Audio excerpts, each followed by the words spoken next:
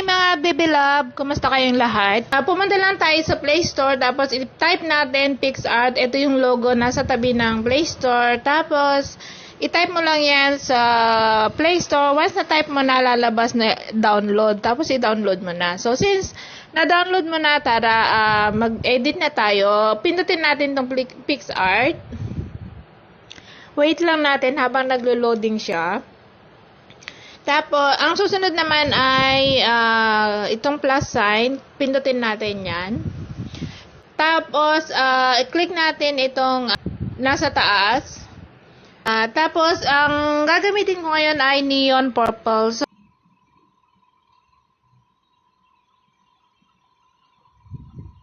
ayan. Ito yung kukunin ko. So, neon purple.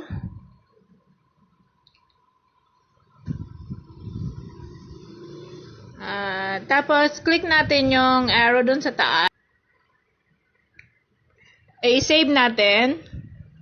Save siya.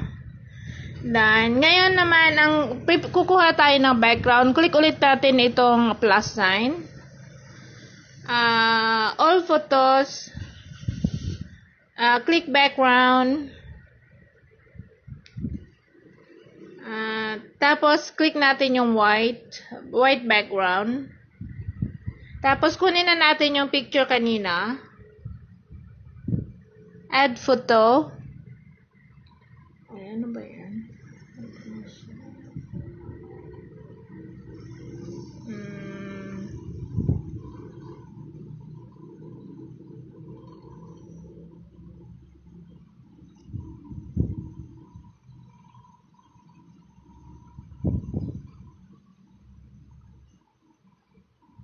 I-place lang natin na exactly sa sa background.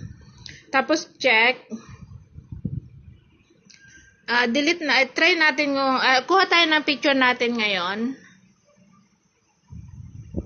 Add photo. Tapos ito yung nakuha ko.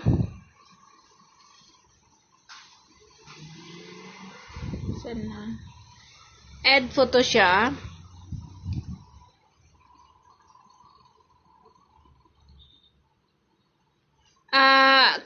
Kailangan i-crop.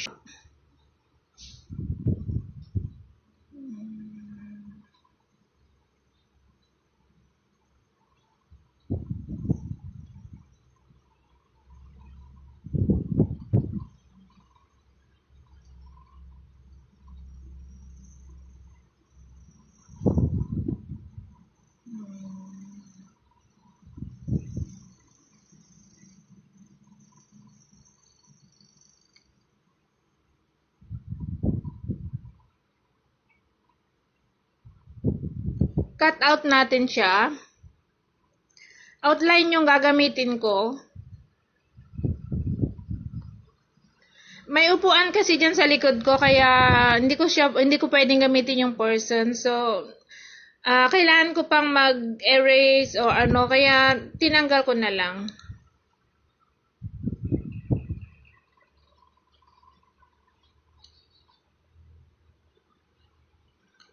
Tapos, click save.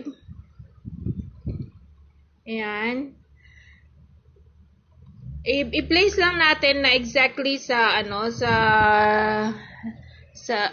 exactly. Tapos, i-click natin yung erase.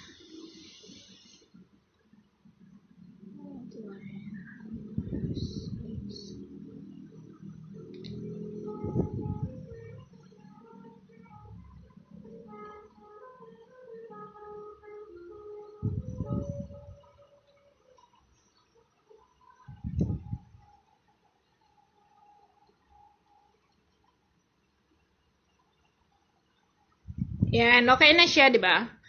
Tapos, click lang natin tong check dito sa taas para ma-save na yung ginawa natin. Yan, click check. Gagawin ko naman ngayon ay maglalagay ako ng mga arte-arte sa picture natin o kaya sa hair. Click ko yung yung FX. Tapos, ang gagawin ko na lang is rainbow.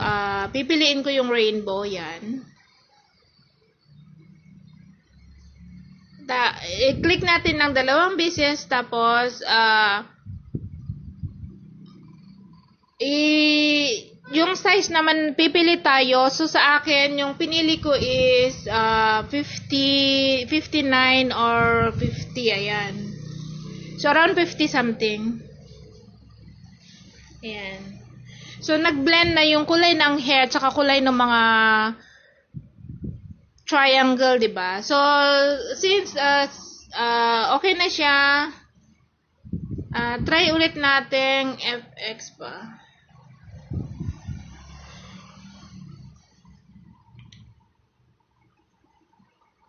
So, pwede na yan. Click lang natin yung check. Tapos, click yung arrow sa taas para ma-save. Ayan. Tapos, click yung save. Natin, kuha ulit tayo na picture. Ito na, ilagay ko na ulit yung white background. Kunin ko ulit yung same picture na ginamit ko kanina. To. Add photo again. Tapos, i-place lang natin kung gaano kalaki yung gusto natin sa picture natin. Yan. And then, erase ko lang yung aking mga kamay. Yan.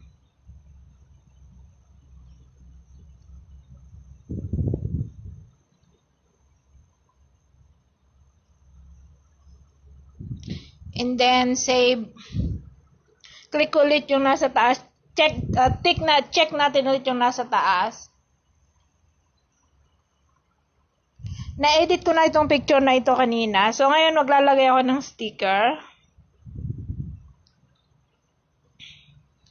Ang lalagay naman natin ngayon is spiral.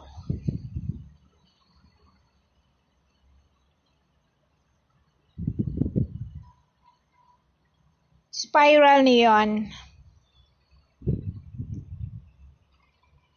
So, pili lang tayo.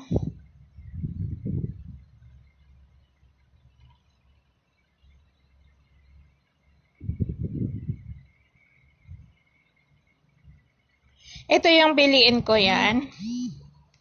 Tapos, iikot ko lang siya.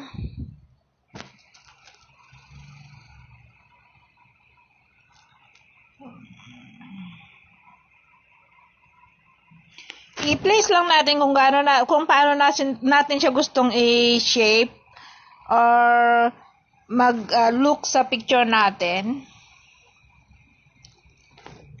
So, burahin ko ulit yung mga nasa mukha ko para hindi siya nakaharang.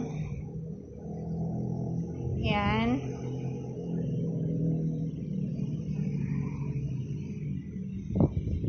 Tapos yung nasa liig ko para hindi siya parang nakasakal.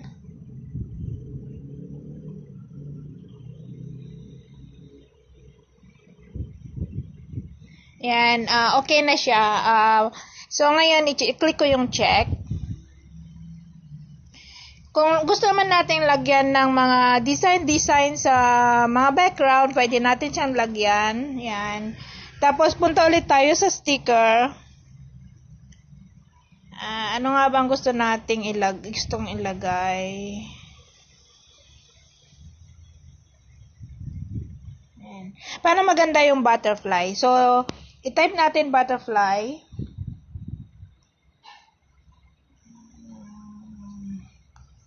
Butterfly background. So, ito kunin natin itong nasa taas. Wait lang natin siya habang nagda-download.